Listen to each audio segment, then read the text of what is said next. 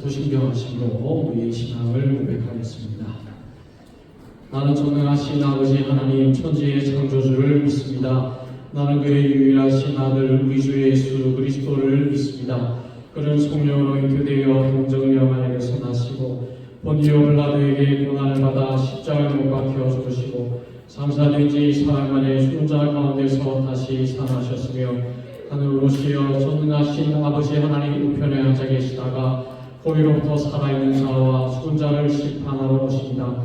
나는 성령을 믿으며 거룩한 공교회와 성도의 교제와 죄를 용서받는 것과 몸의 부활과 영생을 믿습니다.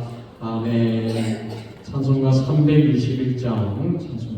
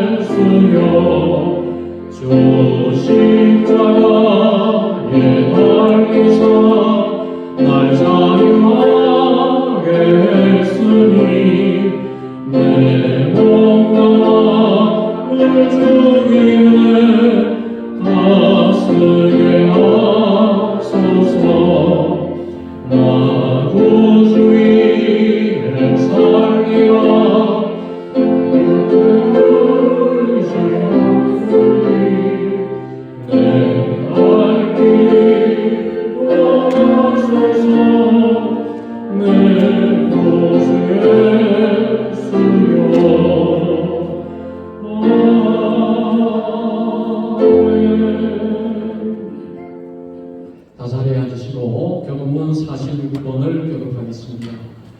교동문 46번입니다. 내 영혼아 여호와를 송축하라. 여호와 나의 하나님이여 주께서 옷을 입은 같이 빛을 입으시며 하늘을 휘장같이 치시며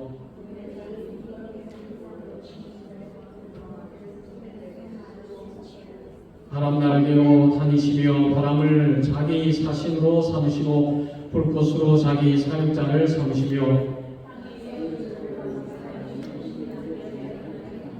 주께서 물의 경계를 정하여 넘치지 못하게 하시며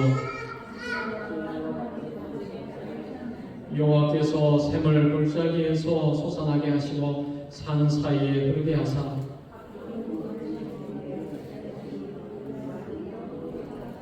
공중의 새들도 그 가에서 기들이며 그가 그의 누각에서부터 산에 물을 부어 주시니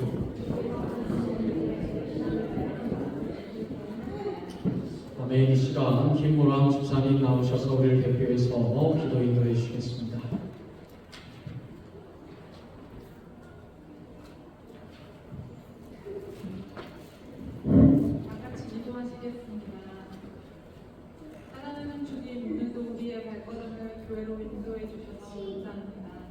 오늘 주님을 만나러 온 주님의 자녀를 기억하여 주시고 예배를 통해 주님이 주시는 말씀을 읽게 하시고 주님의 사랑을 느끼게 하시옵소서. 벌써 2월의 시작입니다. 연초의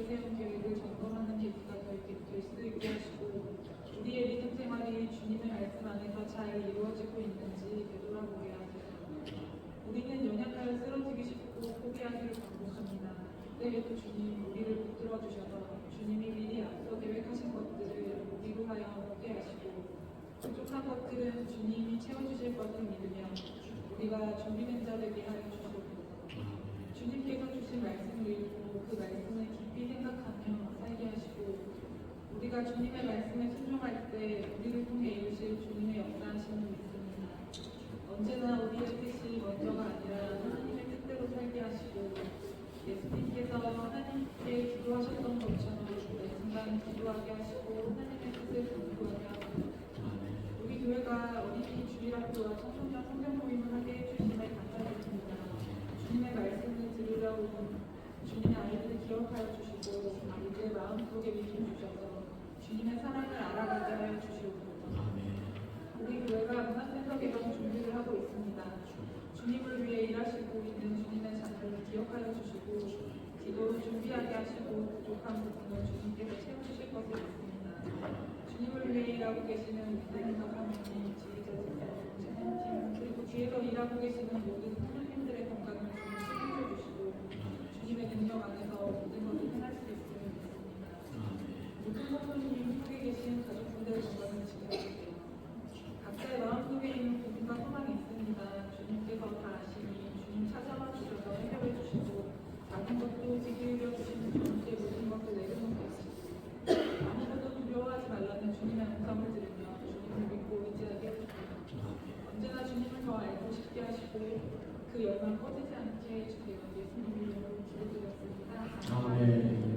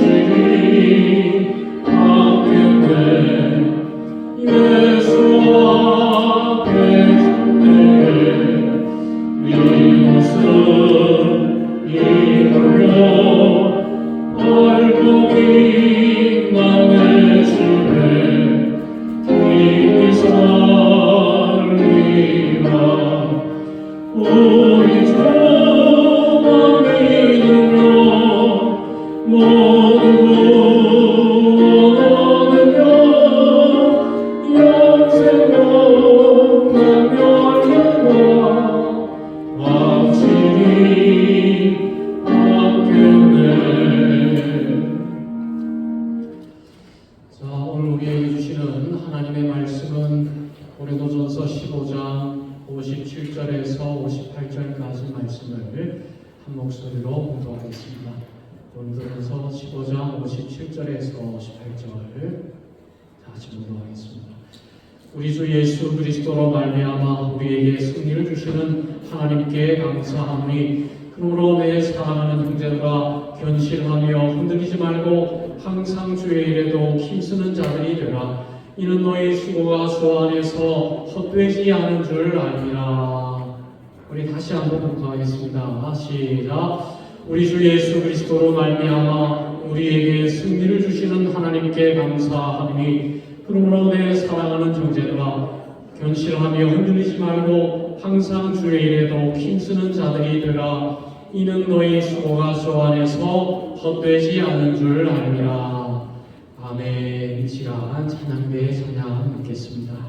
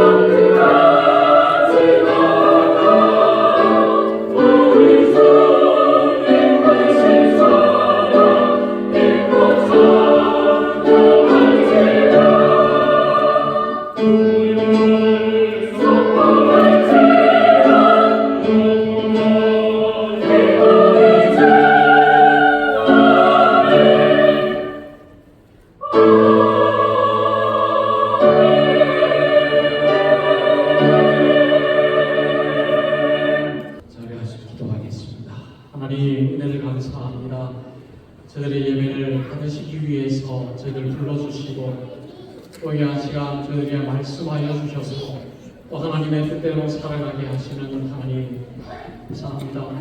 이 귀한 시간 주의 말씀이 우리의 마음 뜻 차고 넘치는 귀한 은혜의 시간 되게 하여 주옵소서. 감사드리고 예수 그리스도의 이름으로 기도드리옵나이다. 아멘. 자, 오늘은 주의 일에 더욱 힘쓰는 자들이 되자, 주의 일에 더욱 힘쓰는 자가 되자라고 하는 말씀의 제목을 가지고 하나님의 은혜를 사모하기를 원합니다. 오늘 우리가 봉독했던 고린도전서, 이 고린도전서는 사도 바울이 고린도 교회를 향해서 기록한 사도 바울의 편지입니다.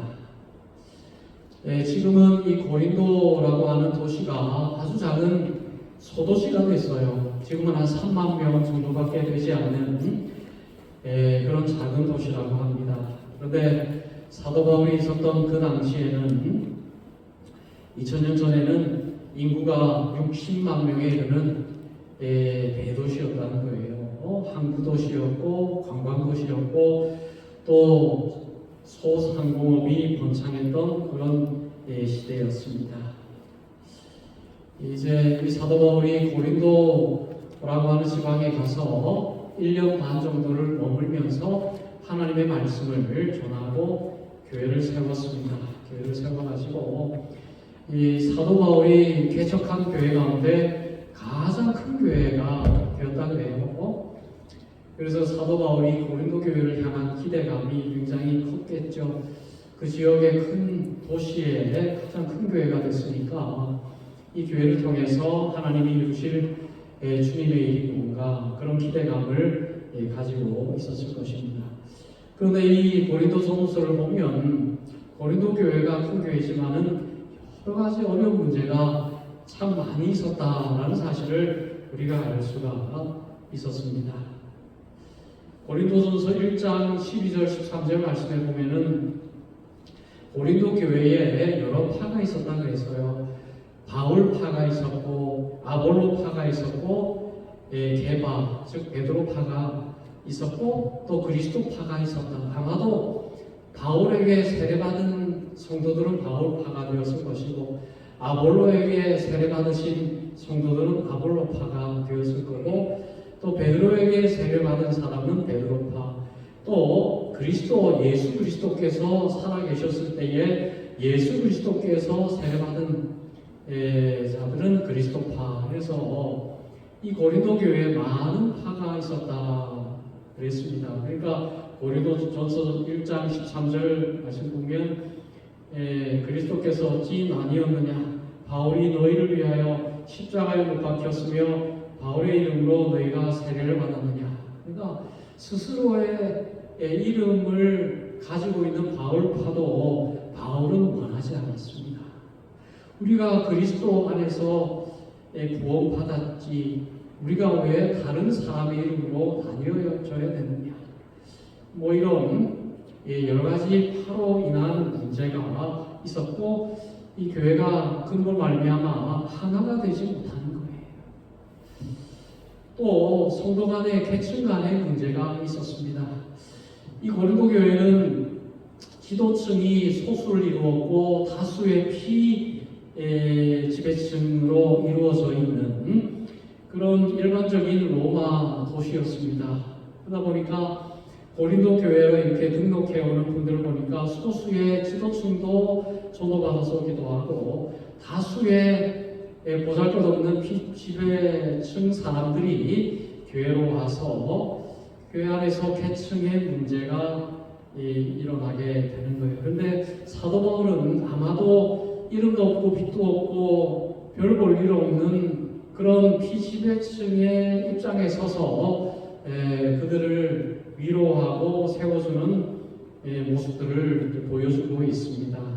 그래서 고린도전서 1장 26절에서 27절 말씀에 보면 형제들아 너희를 부르심을 보라 육체를 따라 지혜로운 자가 많지 아니하며 능한 자가 많지 아니하며 문벌 좋은 자가 많지 아니하구나. 그러나 하나님께서 세상에 미련한 것들을 택하사 지혜 있는 자들을 부끄럽게 하려 하시고 세상에 약한 것들을 택하사 강한 것들을 부끄럽게 하시며 이런 편지를 보내는 것을 봐서 교회 안에서도 여러 가지 어려운 가운데서도 예수를 믿으려고 나오는 성도들이 많이 있었고 이 사도 바울은 그들을 위로하고 세워주는 그런 면을 볼 때에 그 고린도 교회 계층 간의 문제가 좋지 않았다라는 것을 우리가 볼 수가 있는 거예요. 그리고 이 고린도 이 지역이 굉장히 음란한 지역이었다는 거예요. 윤리적으로 굉장히 음란, 사회적으로 음란한 그런 도시였습니다. 항구 도시니까 얼마나 음란할 수밖에 없습니까? 그래서 음행의 문제, 음란의 문제가 교회 안에까지 들어왔던 거예요. 그래서 고린도전서 5장 1절 말씀에 보면은 너희 중에 심지어 음행이 있다함을 들었으니 그런 음행은 이방인 중에서도 없는 것이다. 누가 그 아버지의 아내를 취하였다 하는도다. 그러니까 이 음란한 일들이 교회 안에서 일어나고 있었고 대표적인 그런 일을 이 사도 바울이 편지 안에 기록하고 있는 거예요. 아버지의 아내를 취하였느냐 누가 이런 일이 있을 수가 있느냐? 교회에 나와서 성도라고 하는 그런 사람이 아버지의 아내, 아버지의 후처겠죠. 아버지의 후처겠죠. 본인의 어머니는 아니겠죠. 아버지의 후처를 취하였다 하는 말이 나에게 들리느냐? 어떻게 너희들은 그렇게 음행한 그런 일을 하고 있느냐? 아주 사도 바울이 얼마나 큰 충격을 받았는지 우리가 추측할 수가 있습니다. 그래서 사도 바울이 고린도전서 5장 11절과 13절 말씀에 아주 강력하게 이런 일에 대해서 지적하고 있는 것을 봐요. 제가 공독하면 이제 내가 너희에게 쓴 것은 만일 어떤 형제나 일컫는 자가 음행하거나 탐욕을 부리거나 우상 숭배를 하거나 모욕하거나 술 취하거나 속여 빼앗거든 사귀지도 말고 그런 자와는 함께 먹지도 말라 함이라. 밖에 있는 사람들을 판단하는 것이랴 내가 무슨 상관이 있으려마는 교회 안에 있는 사람들이야 너희가 판단하지 아니하랴. 밖에 있는 사람들은 하나님이 심판하시려니와 이 악한 사람은 너희 중에서 내쫓으라. 그러니까 음행하는 자 음란한 거예요. 교회 나와서 음란하게 모범되지 못하게 그런 타락한 자들이 교회에 와서 교회의 분위기를 흐리고 또 사람들을 미혹하는 일들, 또 탐욕을 부리는, 욕심을 부리는, 또 우상 숭배하는 거, 모욕하는 거, 성도들 간에 모욕하고 정죄하고 비판하고 험담하고 이런 일들, 그리고 술 취하고 술 중독되어 가지고 일상적인 생활이 어려울 정도로 그런 술에 취해서 사는 그런 자들, 이런 자들 사귀지도 마라. 사귀지도 가까이 하지 마라. 그리고 저들과 함께 먹지도 마라. 관계를 끊어버리라는 거예요. 그러니까 이런 사람들이 교회 밖에 있는 것 우리가 상관할 것 아니지만은 우리 교회 안에서 그런 자들이 교회 안에 있을 때는 그런 악한 자들은 교회 밖으로 내쫓으라 라고 사도는 강하게 권면하고 있는 것입니다. 자, 그리고 계속해서 여러 가지 문제들이 많아요. 우상 제물을 먹는 문제, 이 우상 제물을 먹는 것 큰 문제가 아니지만은 이 우상 제물을 먹는 것을 볼 때에 믿음 없는 자들이 실족한다면 우상 제물을 먹지 않는 것이 좋다. 그런 말을 하고 있는 것이죠. 그리고 성만찬에 대한 태도, 그러니까 믿음 없는 사람들이 와서 성만찬을 거행하기 전에 미리 와서 포도주를 마시고 취하고 빵을 먹고 흥청대는 이런 모습들은 이건 아니다. 이 성만찬을 대하는 태도가 아니다.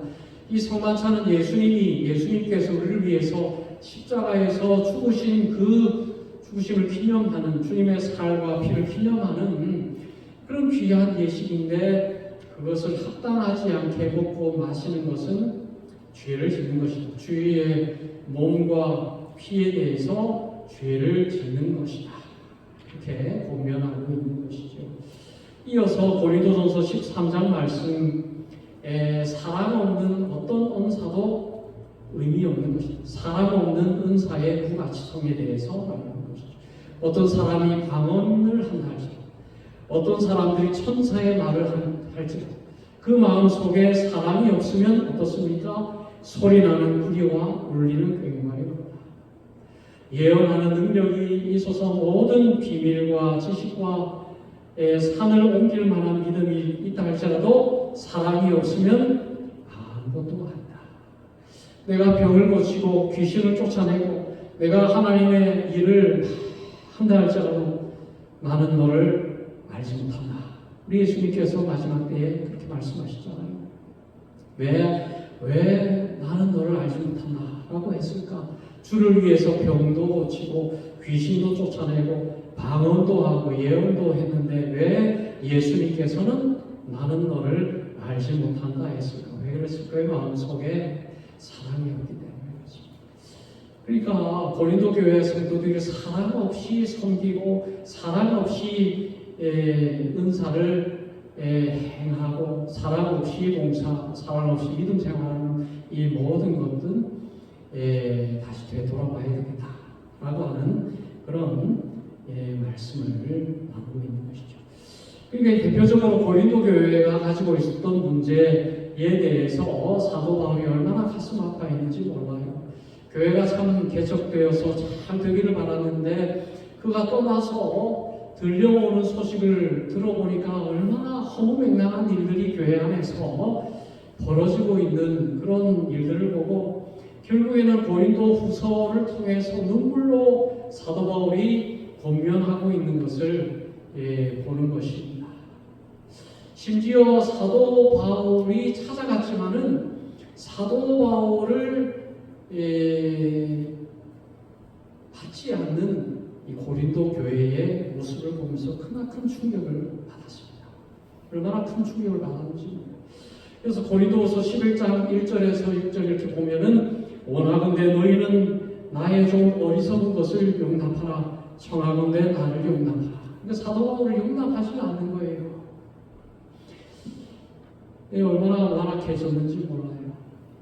그래서 6절 말씀에 보면 내가 비록 말에는 부족하나 지식에는 그렇지 아니하니 이것을 우리가 모든 사람 가운데서 모든 일로 너에게 나타내었노라. 그러니까 심지어는 사도 바울을 비난하고 사도 바울의 그 언변을 사도 바울의 그 설교를 비난하고 그래서 결국에 사도 바울이 나는 말에는 부족하다. 설교는 좀 부족하고 설교하는 것은 좀 다른 사람만 못하지만은 그러나 하나님에 대한 지식은 내가 결코 부족하지 않다. 하나님의 지식에 대해서는 다른 사람들에게 모든 사람들 가운데에서 다 나타내기에 부족함이 없었다. 그런 변호를 스스로를 변호할 수밖에 없는 그런 완악해져버린 고린도 교회의 모습을 보는 것이지요. 뿐만이 아니라 고린도후서 12장 7절 말씀에 보면 사도 바울이 병이 있는 것을 비난하는 거예요. 자기의 병도 고치지 못하면서 무슨 하나님의 사도라고 하나님의 말씀을 전하는가. 그러니까 사도 바울이 고린도후서 12장 7절 말씀에 이런 말씀을 하죠. 여러 계시를 받은 것이 지극히 크므로 너무 자만하지 않게 하시려고 내 육체에 가시고 사탄의 사자를 주셨으니 이는 나를 쳐서 너무 자만하지 않게 하려 하십니다. 이렇게 고린도 교회의 성도들이 비난하고 사도 바울의 육체의 가시, 그러니까 이 사도 바울의 육체의 가시를 간질이라고 추측하는 신학자도 있고 신장병이라고 추측하는 그런 신학자들이 있어요. 그러니까 사도 바울이 하나님 말씀 전하다 간질 증세가 일어나서 거품을 몰고 막 쓰러지고 하니까 손가락질을 하는 거예요.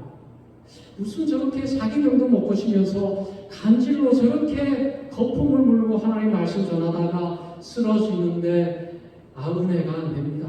정말 사도가 맞습니까? 이런 험담과 비난 앞에서 사도 바울이 이것은 이 육체의 가시다, 나를 교만하지 않게 하시려고 하시는 하나님의 뜻이다, 그렇게 변호하고 있는 것이지요. 그래서 사도 바울은 이 연약한 고린도 교회를 향해서 오늘 이렇게 말씀하고 있습니다. 57절부터 58절 우리 다시 한번 공독하겠습니다. 57절, 58절 시작. 우리 주 예수 그리스도로 말미암아 우리에게 승리를 주시는 하나님께 감사하노니 그러므로 내 사랑하는 형제들아 견실하여 흔들리지 말고 항상 주의 일에도 힘쓰는 자들이 되라. 이는 너희 수고가 주 안에서 헛되지 않은 줄 알미라. 많은 성도들이 흔들리고 또 하나님을 떠나버리고 있는 그런 상황 속에서 사도 바울은 그럼에도 불구하고 남아있는 믿음으로 바로 서려고 애쓰고 힘쓰는 성도들을 향해서 말씀하는 거예요. 하나님께서 우리를 승리케 하실 것이다. 누구를 통해서? 예수 그리스도를 통해서 우리에게 승리를 허락해 주실 것이다. 절망하지 말고 실망하지 말고 하나님 앞에 감사하자 말씀을 하는 거예요. 그러면서 견실하며 흔들리지 말고 주의 일에 항상 주의 일에도 힘쓰는 자들이 되자. 이 말씀이 고린도 교회에 남아있는 소수의 믿음의 사람들을 향해서 사도 바울이 정말 주시는 귀한 말씀입니다. 견실하여 흔들리지 말자. 여러분, 견실이라는 말이 뭐예요? 든든하여 견고하여 견고하게 서 있는 것이에요. 그러니까 어떠한 어려움과 환난과 고난이 와도 견고하게 든든히 서 있는 거예요. 견고하게 든든히 서 있으니까 어떠한 바람이 불어도 환난이 나도 어떠한 유혹이 와도 시험이 와도 흔들리지 않게 되는 거예요. 그래서 여러분, 우리가 추구해야 할 믿음의 생활이 바로 진정한 믿음 생활이 바로 견실하여 흔들리지 않는 것입니다. 견실하여 흔들리지 않는, 우리가 어떻게 하면 견실하여 흔들리지 않을까? 여러분, 이 고린도 교회 성도들은 흔들렸어요. 음란의 바람에 흔들렸습니다. 쾌락에 흔들렸어요. 세상이 주는 기쁨과 성공과 세상이 주는 형통과 이 세상이 주는 것들 때문에 많이 흔들렸어요. 그래서 많은 사람들이 하나님을 떠났습니다. 심지어 교회에 나오지만 이미 마음으로는 하나님을 떠나버린 많은 사람들이 있었습니다. 어떻게 하면 우리가 견실하여 흔들리지 않을 수 있어요? 우리의 마음속에 하나님이 계시면 됩니다. 하나님이 우리의 마음속에 계십니다. 하나님이 우리의 마음속에 계시면 어떤 바람이 불어도 흔들리지 않아요. 어떤 어려움과 고난과 환난이 와도 흔들리지 않을 수가 없어요. 반대로 어떻게 하면 흔들릴까요? 마음속에 하나님이 없으면, 하나님이 없으면 조그마한 유혹과 조그마한 고난과 어려움 속에서도 흔들리지 않을 수가 없는 거예요. 여러분, 베드로가 풍랑치는 그 배 위에서 예수님께서 그 바다 위를 걸어오시는 모습을 보고 예수님, 저도 예수님께 가게 해주세요.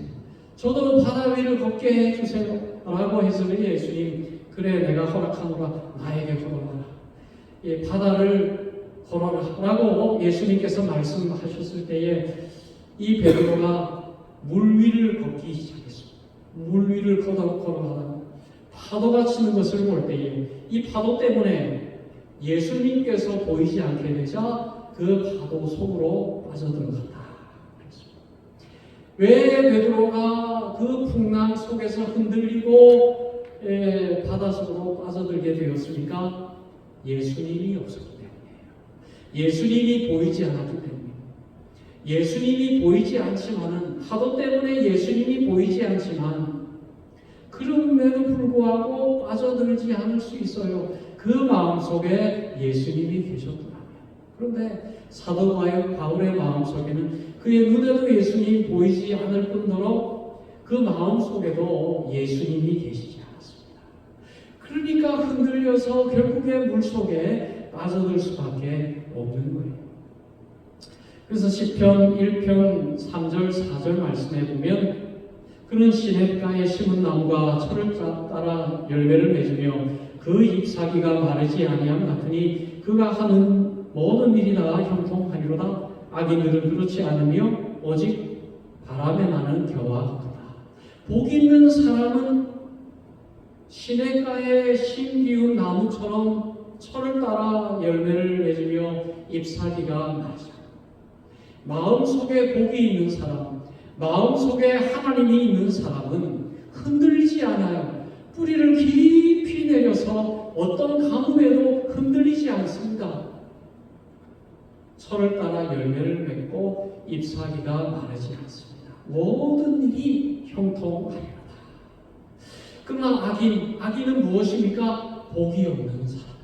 그 마음속에 하나님이 없는 사람. 하나님이 없는 사람은 어때요? 조그만한 시험이 와도, 조그만한 바람이 불어도, 조그만한 시험거리가 생기고 어려움이 오면 바람에 나는 겨와, 여러분 겨가 바람에 나는 거 보셨습니까? 어디로 가는지 알지 못해요. 그냥 날아가 버려요. 여러분 복 있는 사람, 하나님이 그 마음 속에 있는 사람은 정말 하나님께서 함께 하시고 그에게 축복하시고 형통케 하십니다. 여러분 마음속에 하나님이 계신다는 말씀이 무엇입니까?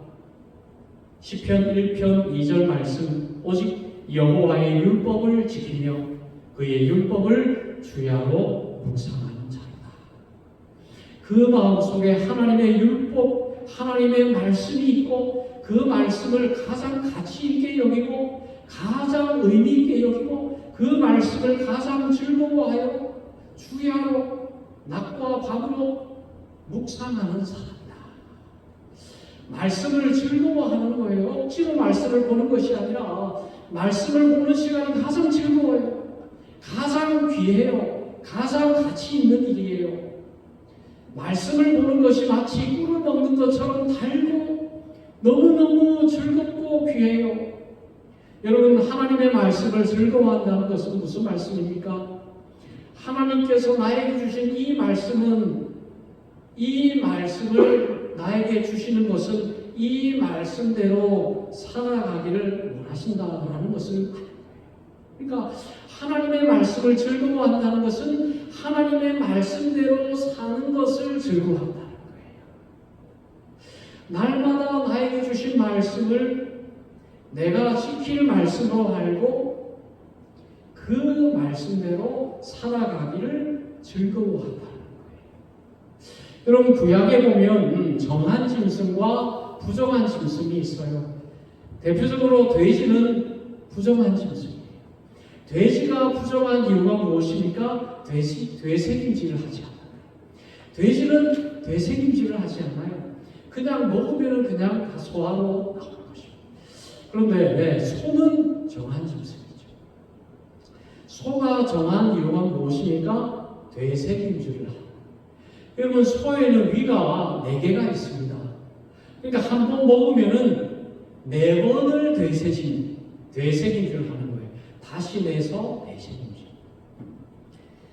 되새김질을 하기 때문에 정결한 짐승이다, 정한 짐승이다라는 것이죠. 그러니까 되새김질을 한다는 것이 뭐냐? 묵상한다는 거예요. 하나님의 말씀을 듣고 그냥 잊어버리는 돼지와 같은 그런 삶이 아니라 소처럼 적어도 4번은 다시 꺼내서 하나님의 말씀을 되새김질한다는, 바로 그것이 묵상이에요. 되새김질해서 과연 하나님 나에게 주신 이 말씀이 주는 의미가 과연 무엇입니까? 오늘 이 시대를 살아가는 나에게 이 말씀을 주셨는데 오늘 나에게 주신 이 말씀은 과연 어떤 말씀입니까? 라고 묵상하는 거예요. 되새김질을 하는 거예요. 그리고 이 말씀대로 살기로 실천하는 거예요. 그게 바로 묵상입니다. 여러분, 믿음 생활이 무엇입니까? 하나님의 말씀을 배우는 거예요. 하나님의 말씀을 배우고 하나님의 말씀대로 살기로 힘쓰는 거예요. 여러분, 우리가 하나님의 말씀을 배우는 것으로 끝나는 것은 아무런 의미가 없습니다. 하나님의 말씀을 듣고 잊어버리는 것을 묵상이라고 하지 않아요. 이스라엘 백성들은 하나님의 말씀을 듣고 옷에다 새겼습니다. 옷에다가 하나님 말씀을 새겼어요. 팔에다 새겼어요. 집에다가도 하나님 말씀을 새겼습니다. 늘 하나님의 말씀을 보았어요. 하나님의 말씀을 보고 끝나는 것은 아무런 의미가 없다는 것을 알았기 때문에 오늘 많은 그리스도인들이 제대로 된 믿음 생활을 하지 못하는 이유가 바로 거기에 있습니다. 수없이 많은 설교를 들어요. 얼마나 많은 설교가 인터넷에 떠돌고 있습니까? 얼마나 많은 유명한 목사님들의 설교가 얼마나 많습니까? 너무너무 귀한 말씀이잖아요. 그러나 그 말씀을 듣고 정말 좋은 말씀이군요. 내 마음을 정말 시원하게 하는 말씀입니다 하고 머물러 버리고 끝나버려요. 하나님의 말씀을 배워서 아는데 그냥 배워서 아는 것으로 머물러 버리고 말았습니다.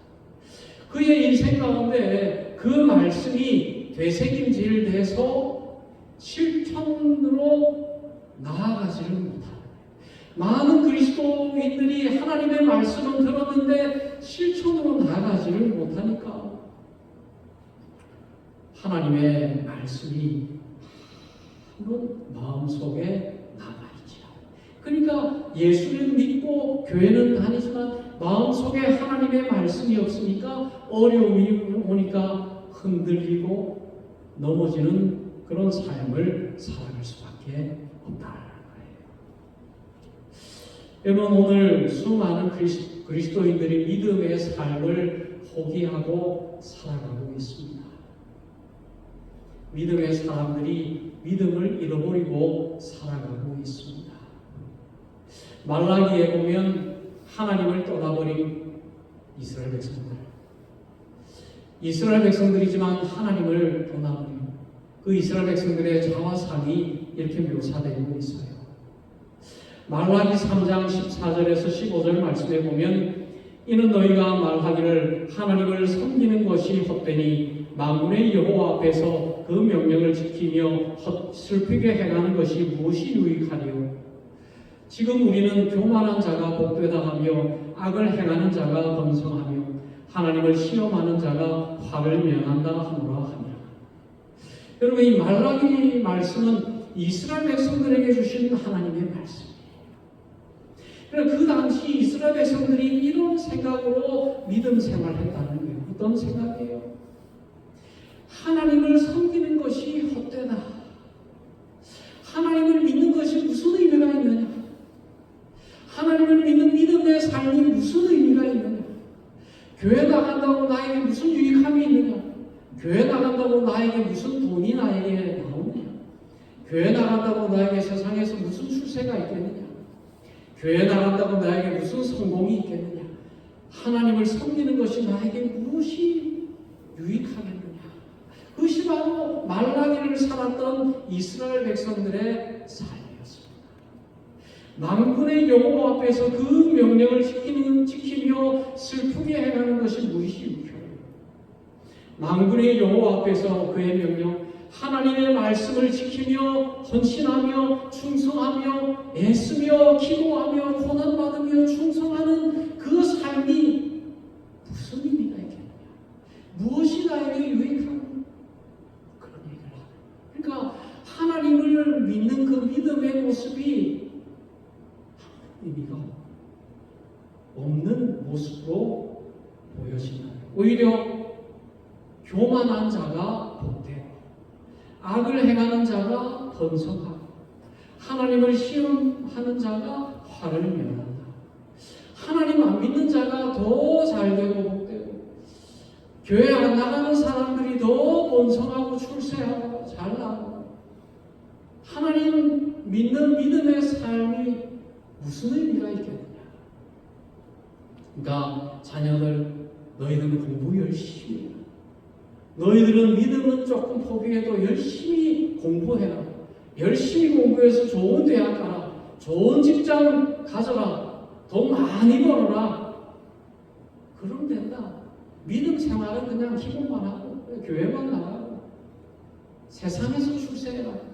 그게 귀하다. 그게 남는 거다. 많은 그리스도인들은 그런 생각으로 살아가요. 그런 생각으로 자녀들을 보고 있어요.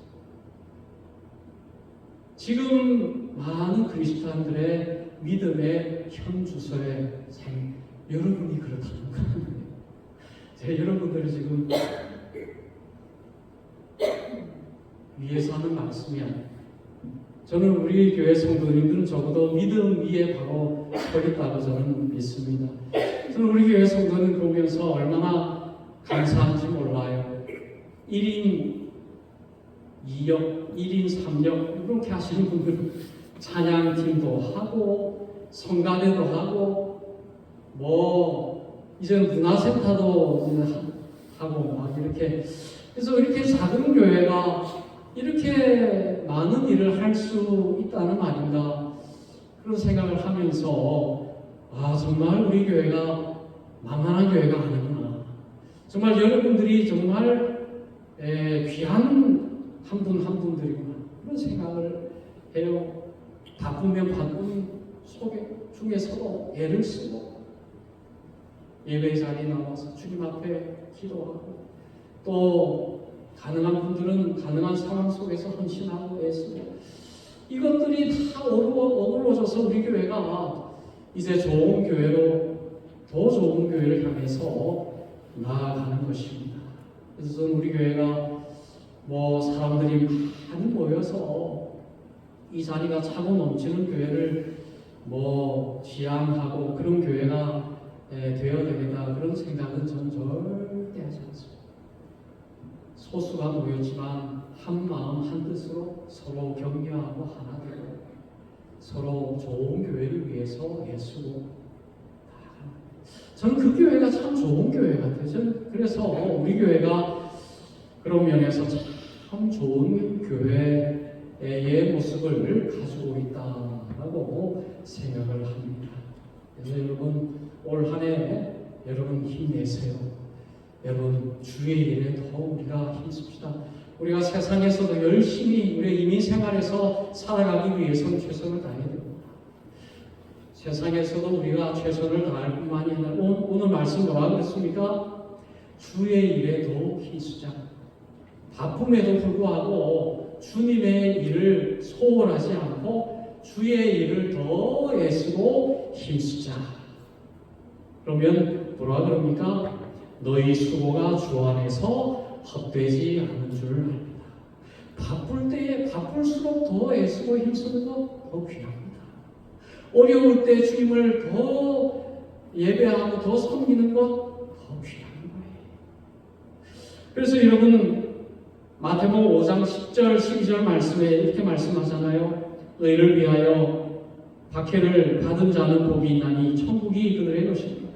나로 말미암아 너희를 욕하고 박해하고 거짓으로 너희를 거스려 모든 악한 말을 할 때에는 너희에게 복이 있나니 기뻐하고 즐거워하라. 하늘에서 너희의 상이 큼이라. 너희 전에 있던 선지자들도 이같이 박해하였느니라. 어려울 때 정말 예수 믿기 어렵고 힘들 때 예수 믿음으로 말미암아 욕을 듣고 박해받고 모든 악한 그런 일을 경험하는 그 어려운 순간에 하나님을 섬길 때에 그것은 기뻐할 일이고 즐거워할 일이다.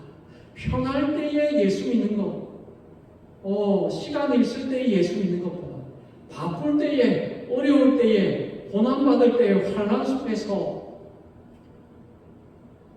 예수를 위해서 주의 일에 힘쓸 때에 뭐라 그랬습니까? 하늘에서 너의 상이 크다. 선지자들도 이같이 박해받았느니라.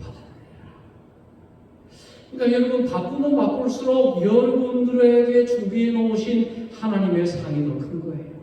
어려움은 어려울수록 여러분들에게 주시는 하나님의 은혜와 축복은 큰 거예요. 여러분, 세상에서 열심히 하면 세상에서 주는 축복이 있습니다. 열심히 일하면 재물의 축복이 있어요. 성실하게 일하면 세상에서 성공의 축복이 있습니다. 그것은 세상이 주는 축복이에요. 그러나 여러분, 주님이 주는 축복이 있어요. 그러나 세상이 주는 축복과는 전혀 다릅니다. 주님이 주는 축복은 지금은 몰라요. 지금 주지 않아요. 언제 줍니까? 하늘나라에서 준비해 놓고 계십니다. 마태복음 25장 34절에 그때에 임금이 그 오른편에 있는 자들에게 이르시되 내 아버지께 복을 받을 자들이여 나와 생새로부터 너희를 위한 예비된 나라를 상속받아라. 우리가 받을 상, 주의 일에 더 힘쓰는 자에게 주시는 복은 이 세상에 없어요.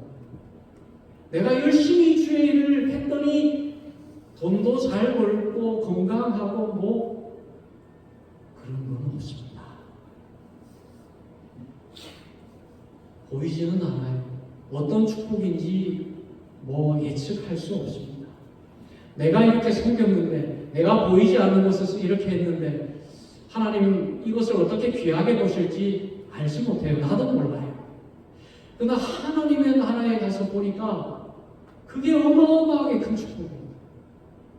목마른 자에게 물 한 잔을 대접했던 그 섬김이 그게 정말 귀했던 거예요. 그게 정말 아름다운 축복이에요.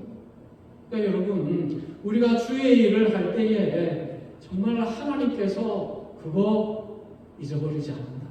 하나님께서 기억하고 있다라는 사실 여러분 기억하세요. 그래서 하나님께서는 오늘 우리에게 주의 일에도 힘쓰는 저와 여러분들에게 하나님께서는 우리는 상상할 수 없는 놀라운 은혜와 축복을 여러분에게 부어주실 것은 분명하다라는 사실 여러분 꼭 기억하시고 올 한 해 주의 일에도 힘쓰는 우리가 되실 수 있기를 주님의 이름으로 축원드립니다.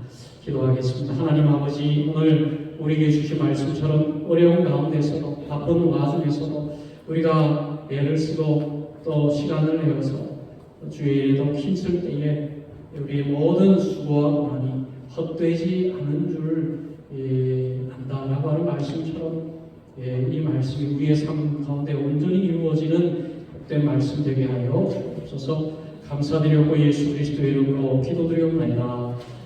아멘. 자, 우리 예수 우리들의 발을 위에 찬양하겠습니다.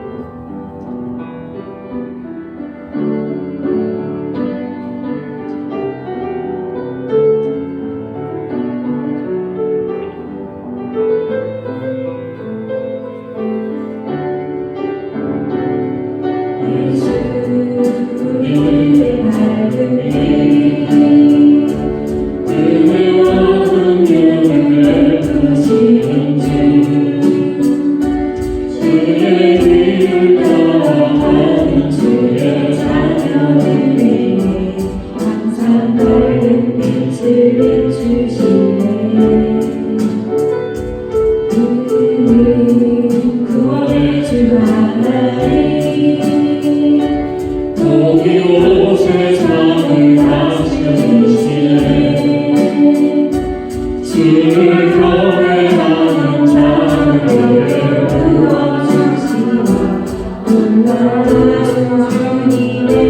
영광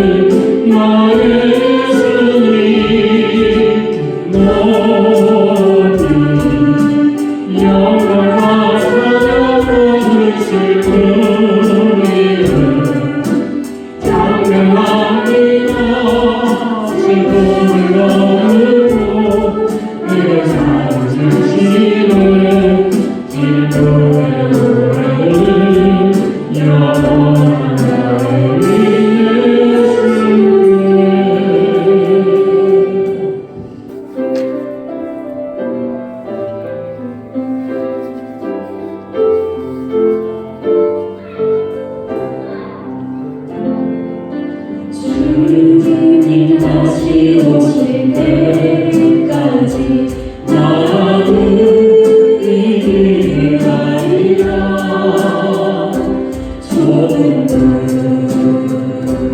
좁은 길 나의 십자가 지고 나의 마음이 끝에서 나는 주님을 노래라. 영광의 내 주님 나를 맞아주시. 주님 다시 오실 때까지 나는요 달려가리라.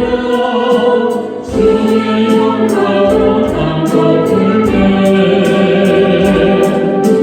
나는요 노래하리.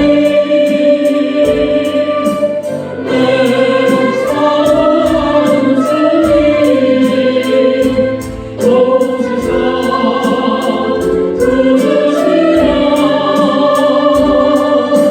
내 사랑하는 주님 영광의 왕이시라.